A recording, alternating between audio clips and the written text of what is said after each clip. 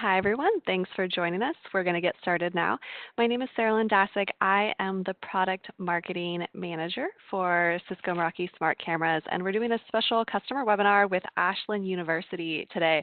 So it's going to be a little bit different than the regular webinars, and we actually have a couple of gentlemen from Ashland who have joined us today and will be sharing their experiences with the Meraki MV Smart Cameras as well. So before we get started, just a couple reminders. As with any webinar, we really do encourage you to ask questions. We want to make this useful for you. So please put them into the Q&A box. They will be answered as we go throughout the webinar.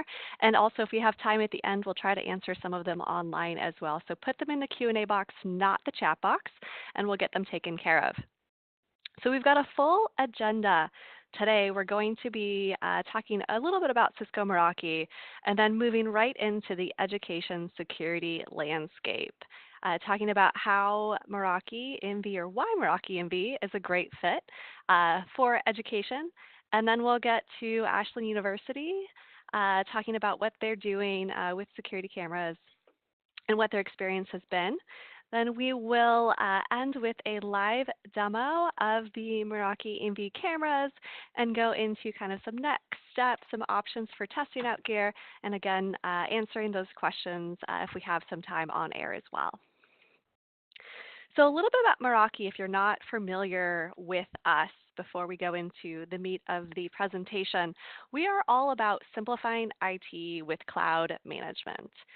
What does that mean? It means we are a complete cloud-managed IT solution. So we have wireless switching, security, SD-WAN, endpoint management, and cameras all managed via a single pane of glass dashboard. This integrated hardware, software, and cloud services model makes it easy to manage, easy to view, easy to troubleshoot, and makes your life easier as well. We're among Cisco's fastest growing portfolios. We've got over 250,000 unique customers, more than 5.5 million active Meraki Dashboard users, and more than 3.5 million Meraki devices online. So I want to take just a second to talk about the cloud management and specifically the out-of-band cloud management. As I mentioned, it is a simple browser-based dashboard, so everything is centralized in this cloud-hosted management platform, which means that it is very scalable. So there is unlimited throughput, no bottlenecks, and you can add devices or sites within minutes without having to worry about resizing or buying bigger boxes to manage the new equipment. It's highly reliable. We've got multiple redundant data centers, and network functions will still continue even if the connection to the cloud is interrupted. We have a 4.9 uptime SLA as well, and it's highly secure as well. So no user traffic actually passes through the Meraki cloud. No internet traffic passes through. It's just management data and metadata about that has to do with the equipment. We can fully support a HIPAA or PCI compliant network, and we do regular third-party security audits and daily penetration testing as well. To make sure that you're always up to date with the most recent firmware and security updates, those can be automatically scheduled or automatically pushed down or user scheduled to kind of fit your needs. There's more reliability and security information available on our website at meraki.cisco.com/trust. So let's look at the education security landscape now. According to a recent survey that was done, the top school safety concerns have to do with intruders or active security incidents. The response was in 92% of the education leaders that were surveyed, and is followed by cyberbullying, cyber attacks, theft, and then natural disasters. But in stark contrast to this, if we look again at the top school safety challenges, 50 of schools said that they had limited budgets for on-site personnel, and 50% of schools said they had limited budgets for cybersecurity. So this, combined with the other responses like lack of trained security staff, lack of existing technology, really kind of paints this picture of where our schools are today, and we want to show you how Meraki MV and Meraki in general can kind of help meet these challenges, meet these needs, especially with fewer on-site personnel, limited personnel resources, things like that. So obviously school safety is a top priority, and when we think about school safety, we think about two different things. First, network security, so making sure that we're protecting student data, complying with security regulations to help stop hackers and malicious files, but also just making sure that our students are only accessing appropriate things online, so making sure that they're secure kind of from the network outside. But also physical security, so being able to provide a safe and secure learning environment for students, everywhere from the classroom into the playground. So how can we help ensure student safety with advanced security or with physical security? So, oops, slide built a little too quickly. So first, the ability to quickly find trespassers or anomalous activity. Secondly, being able to make sure that students are safe and where they should be at all times. Third, being able to locate missing items like an iPad, laptop, or backpack, something that a student maybe has just misplaced or that was stolen. Being able to give access to video security to those who need it, including members outside of the school, like law enforcement. Making sure that that same footage is kept private and secure so that only users who have a need to access it can access it.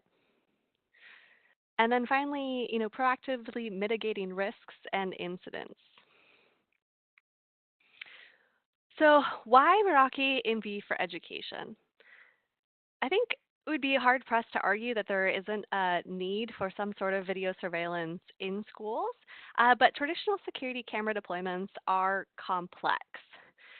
Generally, the solutions are made up with multiple parts and pieces, so things like a network video recorder or a digital video recorder, NVR or DVR, to store video that's being recorded.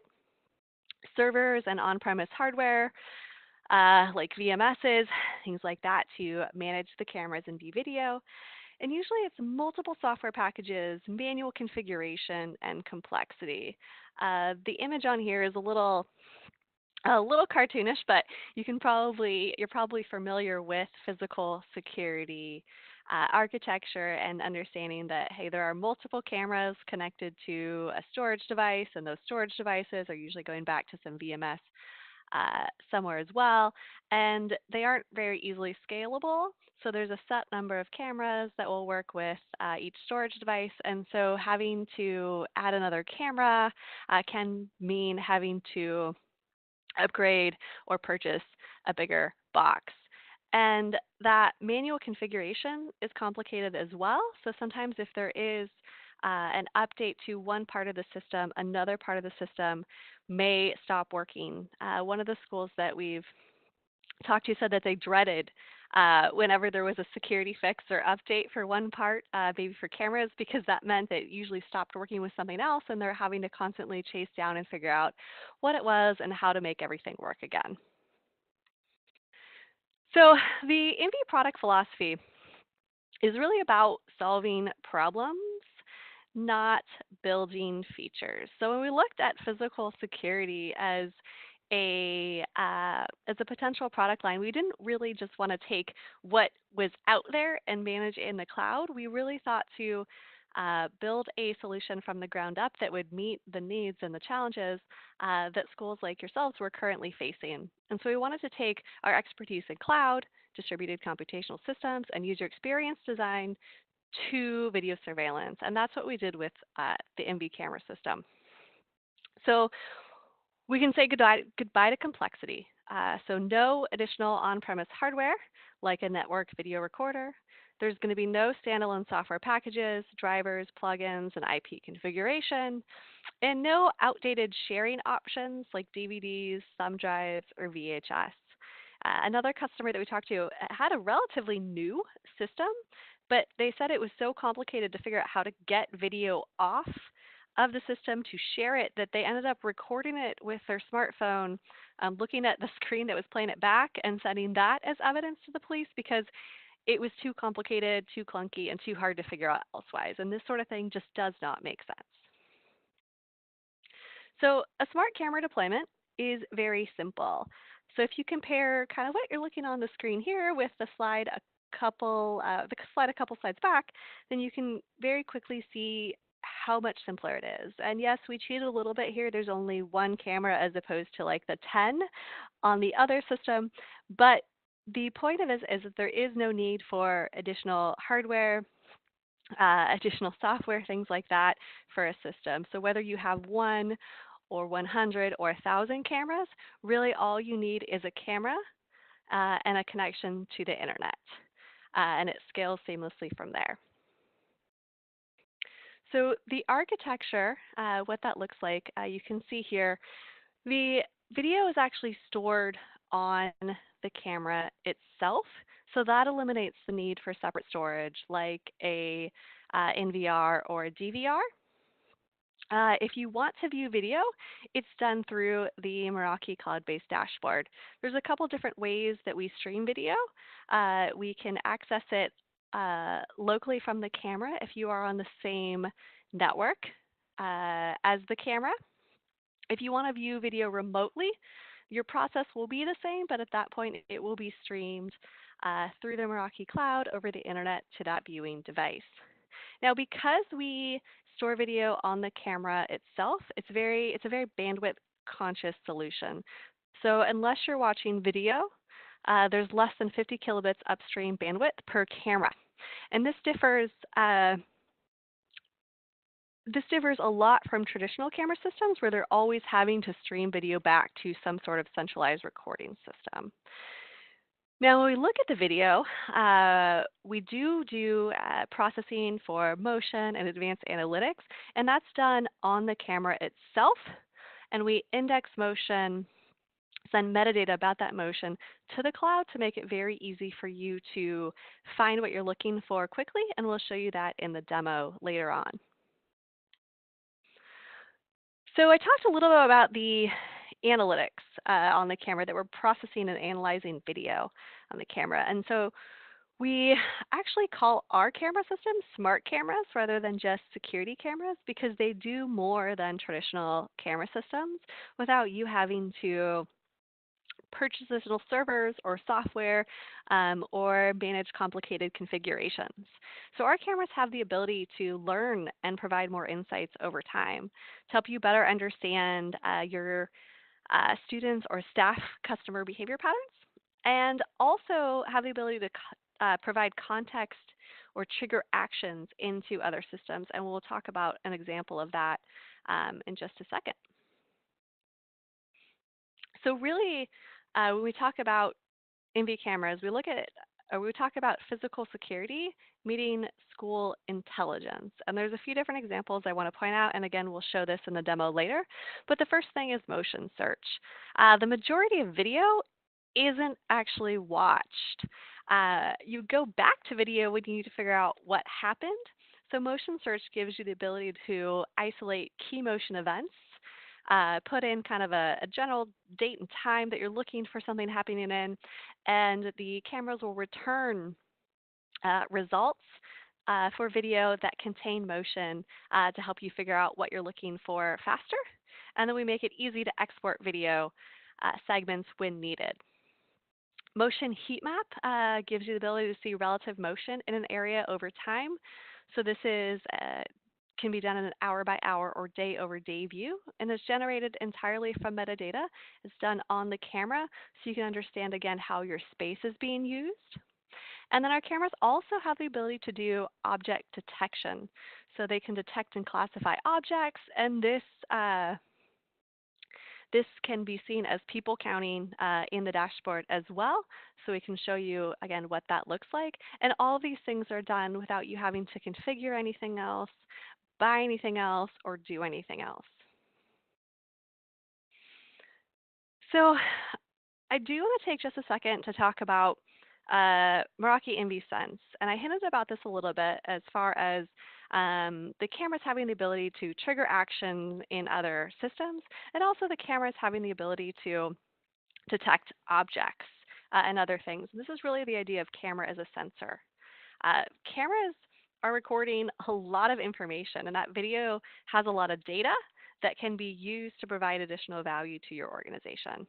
So the Meraki Sense API is actually giving you the ability to take that pre-processed data and use it in other systems if needed. So what that looks like is we take all of that video data that the cameras are recording, and we run it through our MV computer vision machine learning algorithm. And we can spit this information out to you into different systems in 3 different ways. The first is a historical aggregate. If you want to know how many people were here at this time, you can request it. How many people are here now? You can request that. Or you can subscribe to a real-time feed, a sub-second feed of the objects, in this case people, and their location. And this information can all be sent to third-party applications to be consumed or to be combined with, with other information to give you a clearer picture. So one of the ways that we can work with other systems is with the single wire Informacast solution. And so I'll give you kind of a more concrete example, and then we can talk about some other use cases too. So with single wire, for example, the Informacast system, you can integrate with panic buttons and also kind of motion detection. So if the panic button is set off or triggered, what we can do at that time is include a link to access video feed from the relevant camera so that responders can quickly and easily see what's going on in that situation at that time and act accordingly. I can also do a motion detection broadcast, so a notification can be sent directly from the Meraki camera when there is motion detected, and a signal can be sent to, again, Informacast Fusion to trigger a broadcast notification. Other things that we've seen some schools look into doing are things with the Sense API that I discussed. So in an emergency situation, we might want to look at how many people are in a classroom or in a hallway, or where are people at this time, so first responders can act accordingly and prioritize actions. So there's a lot of different ways that we can take the information from that camera and use it in other systems. And we've done it in a way that gives you a lot of freedom and flexibility to suit whatever needs your school may have. So now we're going to switch over and we're going to talk to Don and Ben from Ashland University about their experience with MV. I'm Don Tharp. I'm the CITO here at Ashland University. We're somewhat of a small school. If you know where Cleveland, Ohio, or Columbus, Ohio, we're actually halfway between the two. About 6,000 students with about 2,200 living on campus hereabouts, and then we have a bunch of commuters that come in because we're a little bit of small town, rural capability. A piece that led us to this was we had an incident take place in a dorm, and we needed to be able to go back and look at something.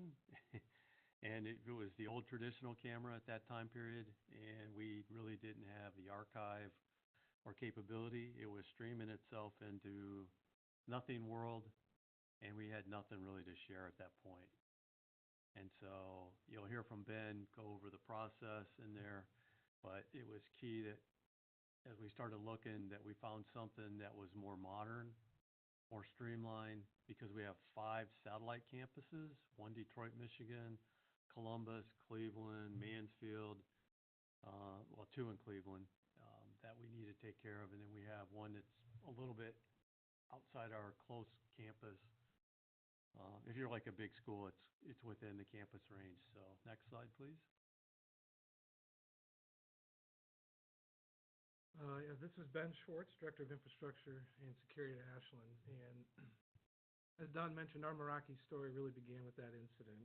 And with any incident, you need an incident response and figure out what happened. And so what we learned was that we had 5 or 6 different camera solutions currently in play at the university, which created kind of some confusion and problems over time, as you could imagine.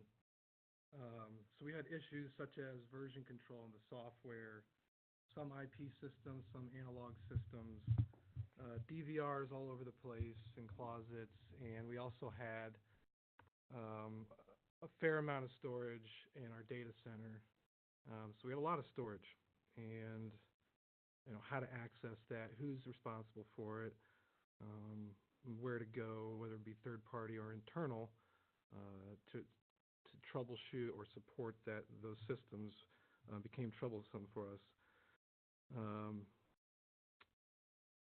So we had a number of items, whether it be training, legacy systems, support, inventory, and storage, all were issues for us. And so we needed a solution to kind of align the university to one product where, we have a small staff both in IT and safety, where we can easily manage our security system. And oftentimes our security desks are manned by students here at Ashland University. So how can it be easy for them to know these systems or learn them quickly? And with that, we also had a limited budget. So, we brought in 3 different vendors, Meraki being one of them, and Meraki ended up checking a lot of those boxes for us. Eliminating the storage needs, as it was mentioned, the storage is on the camera, and those cameras are encrypted. The traffic is encrypted when that goes over the internet, so that was a plus for us. So that all brought in, really, that instantly brought the budget kind of in scope, because we no longer needed DVRs or big storage shelves or anything like that in the data center. And they also answered the question about security, as I mentioned, the encryption, but we could also access, manage the access a lot better. We can hand that off to our safety department to allow certain administrators to have certain rights to certain cameras or certain sites, and that really helped us. Next slide, please. And as it was mentioned there on the slide, we have better video quality, and so with the ability to do the search motion, we have faster incident response times. With that, we also have the ability to have alerts through all the administrators, whether that's being a camera down, a motion search, or certain things are changed within the dashboard. So that really helps our teams be aware of what's going on. We can also view footage from anywhere, from any device that can hit the internet. So phones, laptops, or right there at the safety desk, or even my desk, or other technicians if we need to. Something that's also nice about the system is there are some I guess, low-level networking troubleshooting options for safety. The safety department can ping a camera to see if it's a network issue or if the camera's responding, or find a MAC address for us when they report problems. So that works really well between the departments. And if we have had a need in the past, and I'm sure we will in the future, that we can easily set up cameras if we needed extra security. So we had an event going on, and we said, hey, we need some extra security.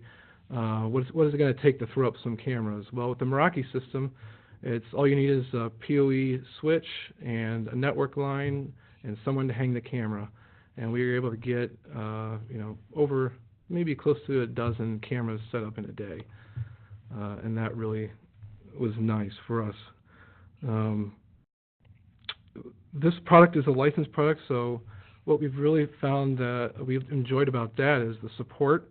Upgrades are taken care of automatically. We don't have to upgrade a software or anything, and so IT is not involved in that. The Meraki will let you know when there's an update coming and when the cameras will get down and when they should come back up. And replacement, we We've had one instance so far where we've had a camera malfunction, contacted support, and our local vendor drop shipped us a new camera and took the bad camera from us. Can't ask for much more than that.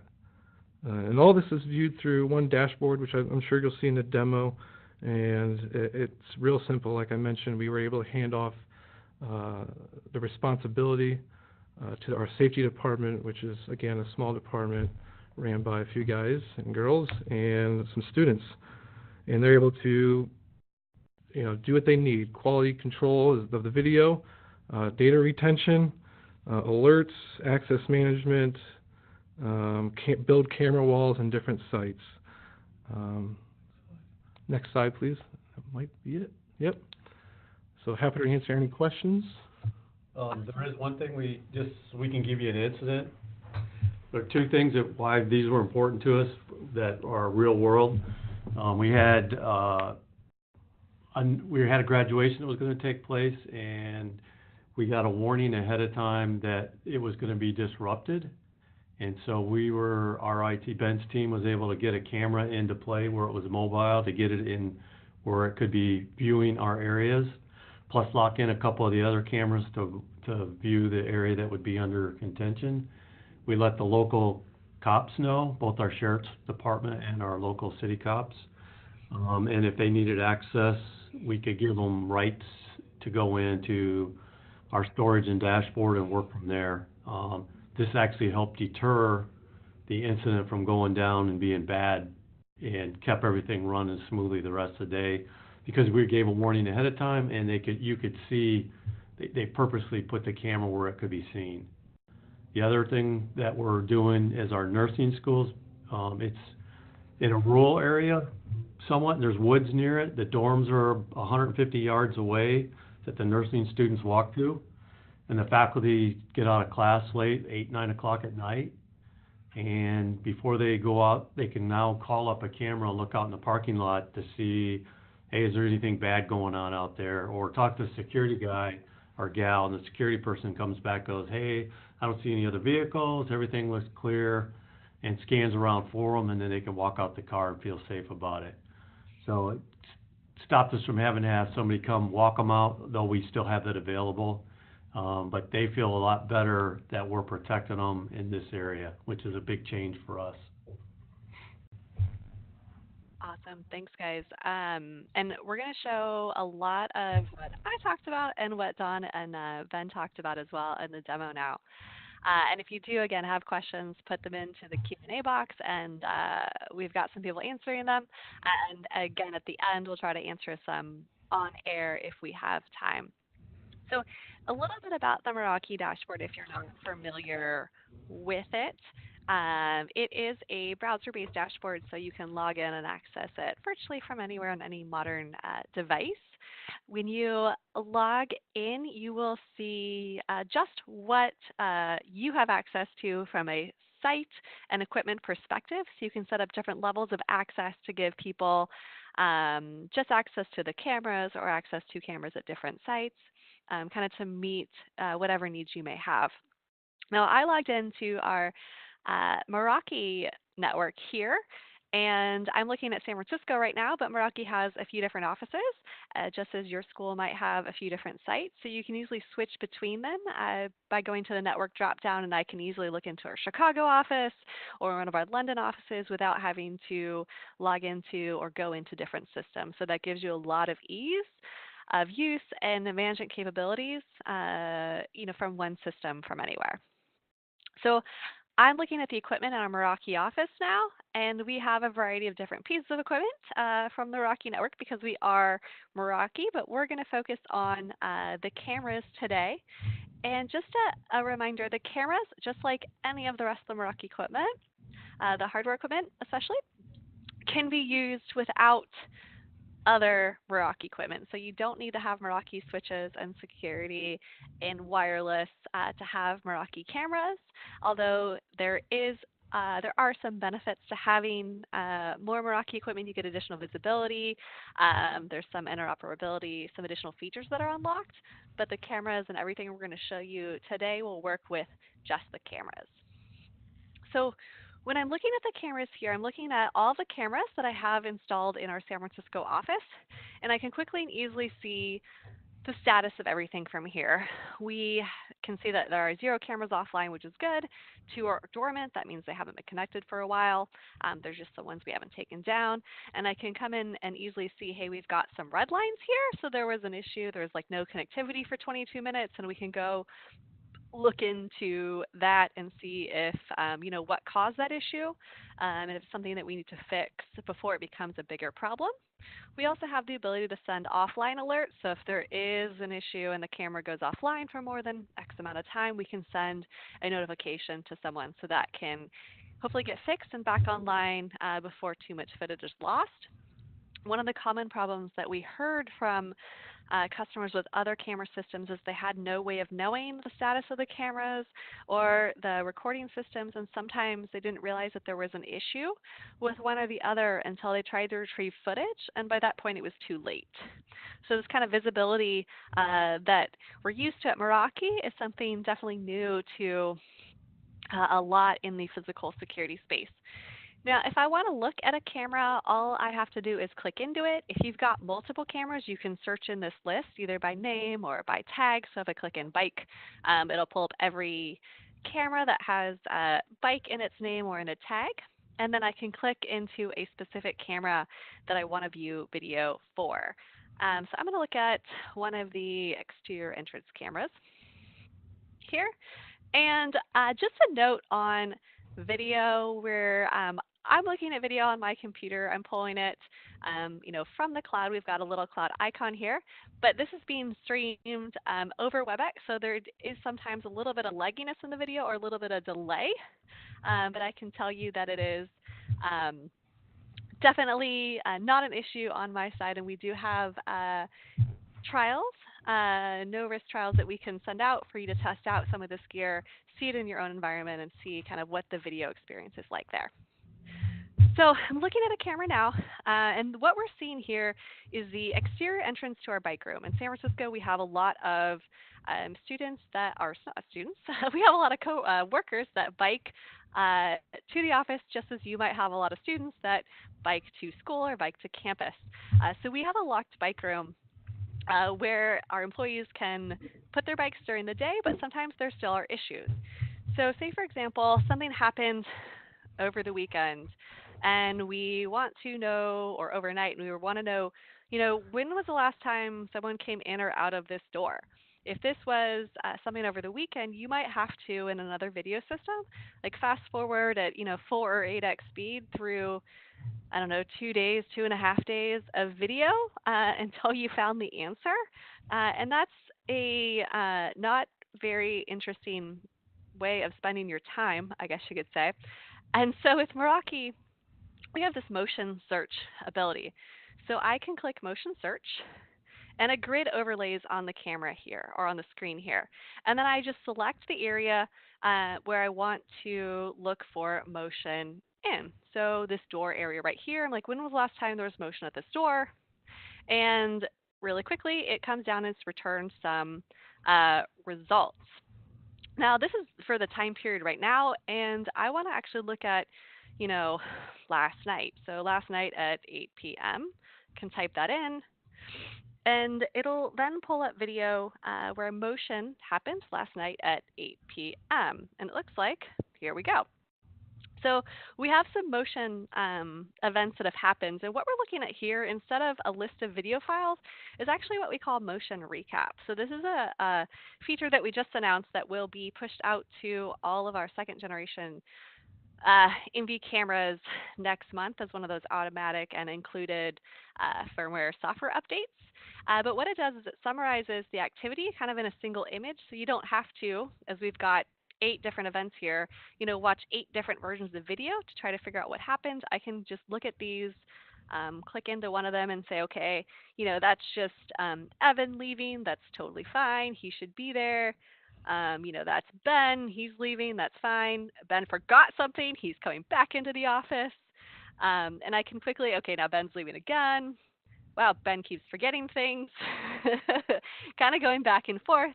And it looks like, hey, this is the last time we saw activity at at 8 o'clock on Friday night. And if it looks like, hey, I don't know who this person is, this is just a Meraki employee, but if this was the incident that we're looking for, if this is, someone we don't recognize, I can come in here and click play video. We'll click exit search, and then I can play this video here, and I can see him leaving. Now, I paused it just for a second, just to show you a couple things. So this is just one camera, and I've got several cameras in the bike room, and they're all kind of synced up in time. So I can actually go scroll through cameras if I don't have a good view of this person from this angle. I can scroll to, here we go, I think this is the one we want. I can scroll to a different camera, and it'll pull up video for this time, the same time and date stamp from this that we're looking at now. So there he is. And so we can go, back a few frames to see if we can get a better view of him.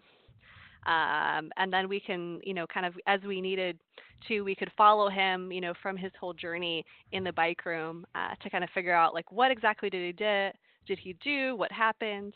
And once we've kind of figured out what we're looking for, if this is the person we're looking for that, took someone's bike or damaged someone's bike, we have easy ways of sharing this video. So I can come here and click the share button, and I can do a couple things. One, I can share a video link if I want to send this to someone else to kind of get a second opinion on this. Or if I want to export the video, I can export it. From here, I click export. I just choose the time range that I want to export video for.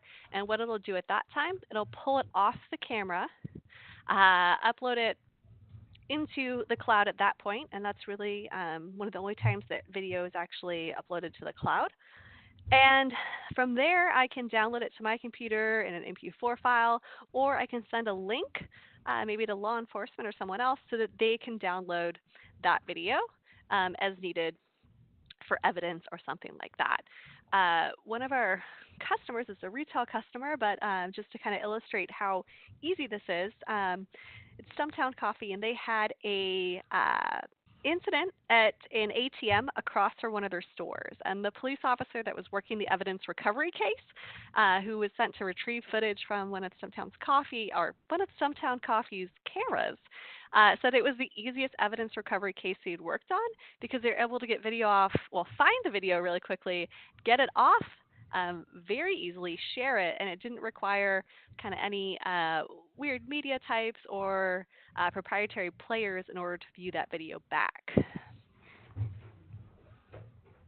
So that makes a big difference as far as when you're managing. Now, this is the kind of something happened and how do we figure it out part of the demo. And now I want to show you some of the kind of other features as far as, giving access to those who need it, or if you have maybe security rooms where people are monitoring video, how does that work here? So the first thing I want to talk about is this idea of camera-only admin. So if you do have additional Meraki equipment, you might not want to have the safety officers who might be viewing video have access to the rest of your Meraki stack. They don't need to be making changes to wireless. And ultimately, you may have people who should only be viewing video, but should be making changes to camera configurations, things like that. So we have different types of admin roles that we can create to do this very easily. And this is kind of what Ashland University talked about. How can we give some of the students who are helping out with security there access to this without a lot of training? How can we give people access to the camera so that they can make sure that students walking to their cars in the parking lot are safe without giving them too much access to things they don't need or giving them things that they shouldn't have responsibility for. So if we come down here to camera-only admins, you can create these specific roles for cameras. Now you can give someone access to all cameras in your organization. We don't have any set up. You can also give people access to just certain cameras. So you see we have an example here. George Bentink has the ability to view and export any footage from all cameras in this network. But we can also say, hey, we don't want him exporting footage. We don't want him looking to see what happened yesterday. We want to just have him monitoring what is happening now. We can do that. And we can also say, hey, we only want to give you access to certain cameras. So we can do them by name here, or we can do it by tag, and tags are kind of different groups that you can bundle your cameras into. So all of our cameras in the bike room have that bike tag, so I can say, hey, you can look at cameras in the bike room and on the first floor, that's it. So it's really easy to do this so you can configure access for the individuals that need to have access to cameras without giving them too much access or too many permissions. The other thing that we have for users who have a need to monitor video are video walls. So if we come into cameras and video wall, I can show you how easy that is to configure. So if you have areas where you're watching maybe entrances and exits, video walls are a really easy way to set them or to set up this kind of monitoring with just a few clicks. So you can see we have some video walls already set up here. And if I click Edit Layouts, then I have the ability to either create a new layout or change the layout. So let's create a new layout. I can do that. And now I've got an empty layout, and I can say, hey, I want to create this one for, let's see, outdoor or something like that. So I can start to type in outdoor. It'll pull up all of the cameras with the outdoor tag on them. And all I have to do to add them to the video wall is click. And I'm choosing ones from our, looks like our 4th floor deck that's outside our lunchroom, where some of our fellow Merakians are enjoying lunch right now. We're having a sunny day after all the rain.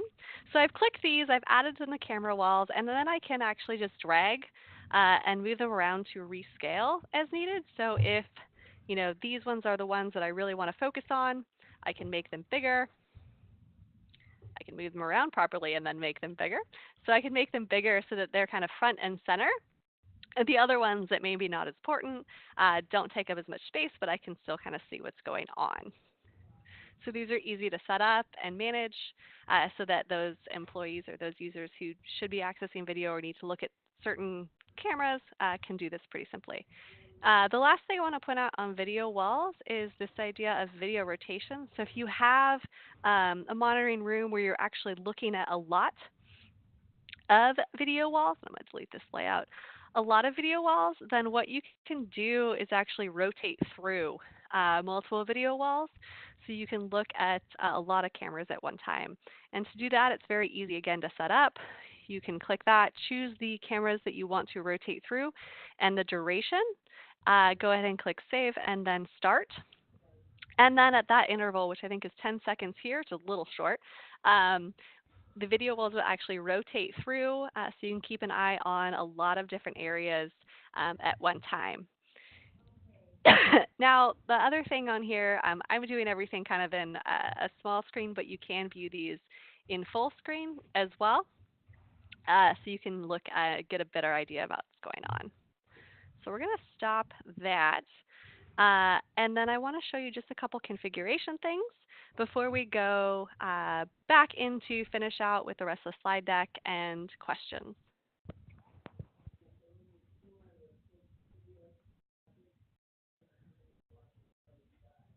And Don and Ben, are there any things that we've showed so far that you want to add anything into or talk about how you guys have used them in your school? No, I think you've pretty much covered the things that we currently do. Besides, data retention and maybe exporting or things like that, but. Okay. Awesome. So that's actually the kind of data retention was the one thing I was going to show next. So that's a perfect segue. So as we mentioned during the slides, the primary means of storage is on the camera itself. And as Don and Ben talked about, that meant that they got to eliminate all of their servers and the storage devices that they had. And usually the question that I get when I talk about on-camera storage is, well, how much can I actually store? Our cameras have up to 256 gigabytes of high-endurance solid-state storage on them. But how much video you can actually store depends on your video settings and your retention settings. So you can manage those in settings if we go here into quality and retention. And there's a few different options. So you can set schedules to record if you want to. So if I only want to record during school hours or after school hours, I can do that. And then I can change the resolution and quality settings as well. So right now, this camera is set to always record footage at 1080p at 20 frames per second, so the highest video quality.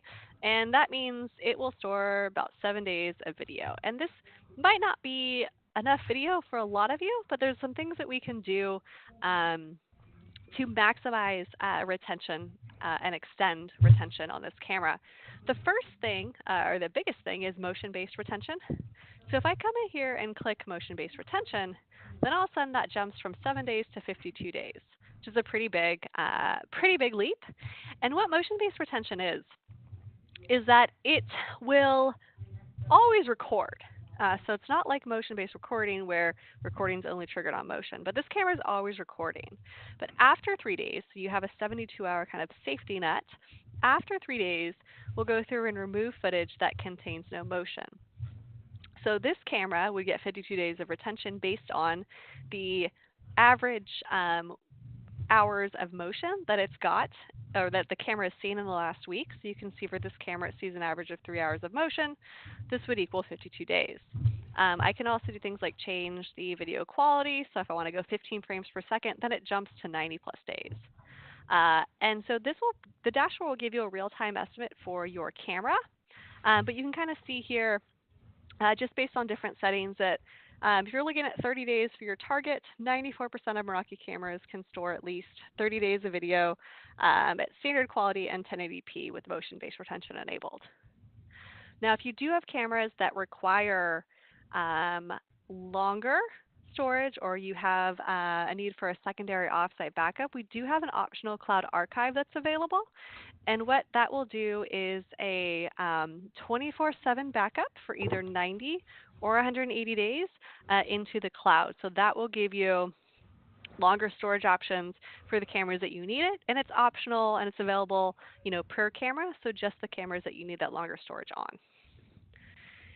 Now, I want to do just one last thing before we close out, and that's show the analytics that we talked about. So all these cameras have powerful processors on board. Our second generation cameras, which are our 12, 22, 72, and the new 32 we just announced, have Qualcomm Snapdragon processors on them that are analyzing the video for motion, but also conducting some advanced analytics like object detection. And so what you can see in dashboard is an output of that. I'm going to go back to previous days so we have a full day here. So if I come down here, I can see the motion heat map. So I can see, hey, when is this space being most used and where is this space being most used? You can see that we have employees starting to trickle in just before 6 o'clock. 7, it gets really busy. And then between 8 and 10, it looks like a madhouse. People are coming in, putting their bikes everywhere. And then it trickles out again throughout the day before picking up at the end of the day. So this will show you like relative motion, any type of motion in your camera that your camera picks up. And then up here we have people detection. So this is entrances. So our cameras are always looking at the video and looking at the different objects in the video and identifying which of those objects are people. And so we've actually got people counting on these so you can understand kind of the flow of people traffic in your organization within a camera. When are times busier? When is there less traffic? Or again, why are there people here at maybe 4 in the morning? You can see that as well. So it gives you a lot of insight into what is happening, how your space is being used, again, without additional configuration, hardware, software, anything required. So we're going to go back into the slide deck now to finish up with the demo. And just as a kind of overview of the lineup, I mentioned our second generation cameras. This is what our second generation camera lineup looks like. We've got 3 different indoor models. MV32, which is our newest camera. It's a fisheye camera, very small, ultra compact form factor. It's also VR enabled. So if you haven't checked that out, we do have a couple of videos online where you can see what that looks like. It's pretty cool. And then we have our MV12 that comes in 3 different models. It's a mini dome, a fixed lens camera. And then the NV22, which is a varifocal, zoom-capable camera, kind of easy installation, multi-purpose. The NV72 is our outdoor model. It's varifocal as well, so up to 3x optical zoom. It's also rated IP67 and IK10+, so it works well in demanding environments, places where there might be a higher risk for vandalism or theft. And there's also an internal heater in there as well, so it can handle the elements too. And then the all-inclusive simple licensing model on these cameras, we mentioned this a bit as well, as did the folks at Ashland University.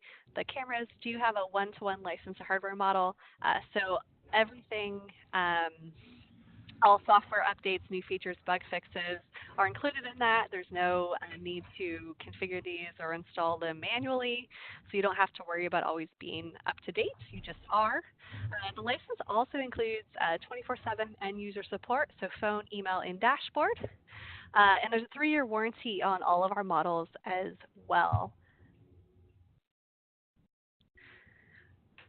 So we have kind of the full stack slide, as I mentioned, leverage the Meraki full stack, and there are even greater benefits when you have multiple product lines. Access points, security appliances, switches, device management, Meraki Insight for network performance management, as well as our camera line. So it's a complete cloud-managed IT portfolio for a single pane of glass management. If you do have the desire to test out any of our cameras, we do have a risk-free evaluation you can get started with if you go to meraki.cisco.com/eval. Of course, you can always go to our blog and website to learn more or contact your Meraki sales rep. So I think this brings us to the end now. So we'll check to see if there are any questions or anything that came up that we want to take care of online. Okay, so we have just a few questions, it looks like, on what happens to the footage if a camera is lost or stolen, and I do want to address that. So if a camera is lost or stolen, it's taken offline, you don't have the ability to access footage for that camera. There's a couple different points on here, though. One is that no one else can access footage for that camera because it's encrypted and you can only access it through dashboard.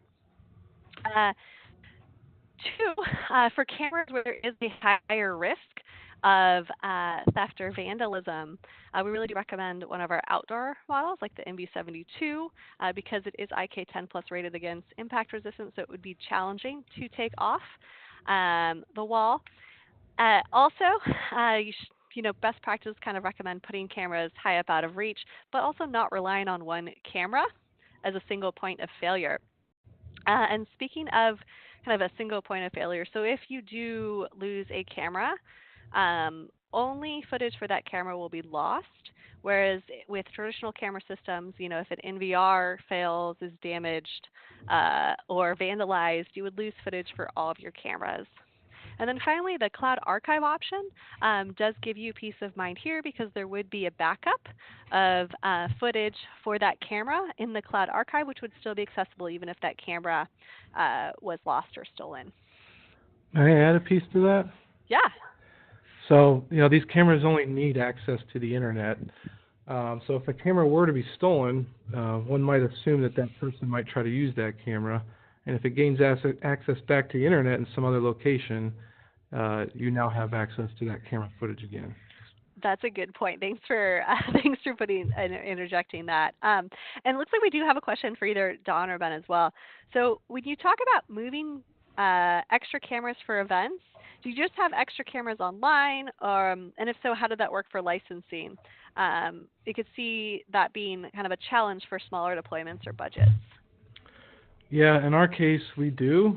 Because we are going through deployments, we have some cameras on hand that are either waiting to be deployed or waiting for a location to put them. So, we're, as far as the licensing question, we're paying the licensing on them, even though they may not be currently in the production environment. But the plan is to eventually put them in there. But in cases where we need them, we have them, for those events or whatever. Awesome, thank you. So it looks like there were some other questions about the NV32 as well, and we didn't have time to show that during today's demo, but the NV32 is a fisheye camera, so it has 360-degree viewing on it, and it does a digital pan, tilt, and zoom. So that means in the browser you have the ability to de-warp on it, to move the view of the camera around, to look at different angles. Now, it's different than a traditional PTZ camera, which is a kind of a manual pan, tilt, and zoom. The difference is that the NV32 is a fixed lens, so it is not movable, which means there are fewer parts and pieces. It's less prone to failure. But also, its wide viewing angle means that it's always recording everything. It always records the full warped view, and you can de-warp on live and historical footage to get more details, whereas a traditional PTZ camera only records what it's currently looking at, so you're missing out on other things. And then we did, looks like, have some questions on wireless as well. And so our second generation cameras are all wireless capable. So they have wireless chipsets built in, which means they have the ability to connect to the internet wirelessly. There's no additional no additional really hardware or any much setup required. You would just need to configure SSIDs for those cameras to connect to. They would operate just as a regular camera would. Connect to the network wirelessly. When you needed to view video, that would go over the wireless network. But when you're not viewing video, then they'd be used very little bandwidth, just kind of metadata back and forth. So it's a pretty bandwidth conscious solution, and it's a great, the wireless is actually a really great upgrade path if you do have an older analog system. And we have a power adapter that you can add on as well. And that power adapter will take the power source from that analog camera deployment, convert it to PoE to power the NV camera, and then again, the configuration, video, things like that would be done wirelessly. So you can upgrade without having to do a real rip and replace on there. And then more questions about the NV32. The NV32 will be available to ship May 7th, so orderable and shipping on May 7th. Okay, great question actually about video streams. How many video streams can we view at the same time? And that depends on how you're viewing it. So if you're viewing remotely, it's over the cloud proxy, it's a virtually unlimited number of video streams from one camera. Because we're pulling that video to the cloud and we can send it as many places as we need to. If you're doing a direct stream, so if you're on the same network as the camera, it's a little more limited. I don't remember the exact number, but it is still several streams that can be accessed concurrently. It might even be about 10, I think, but it is definitely several streams, so you can have multiple people looking at a single camera, even over a local network connection. All right, and that's all we have time for today. So thank you to Don and Ben for joining us and sharing their experience at Ashland University with our camera system. This webinar was recorded, so it should be available as well as our other webinars on our YouTube channel. And if you have additional questions, please reach out to your Meraki sales rep, and there's a contact us form on the website as well if you're not quite sure who that is. Thanks for joining us, and we hope to see you at another webinar again soon.